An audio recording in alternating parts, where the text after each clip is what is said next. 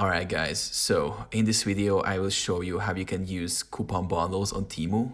So first of all, go ahead and open up the Temu app. And once you opened up the Temu app, you have to click on the U icon at the bottom. And as you can see at the top right corner, it says that I have 3 coupons or offers. So I'm just gonna click on it. And as you can see, I have a $300 coupon bundle available.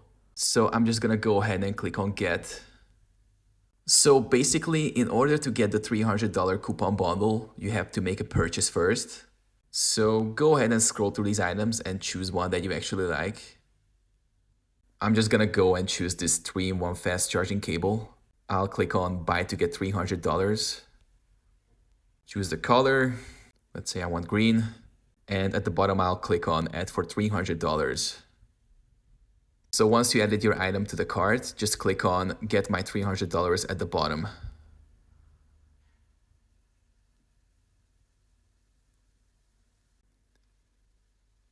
The only thing left to do is to fill out your details, like your first name, last name, and your actual address, and your phone number.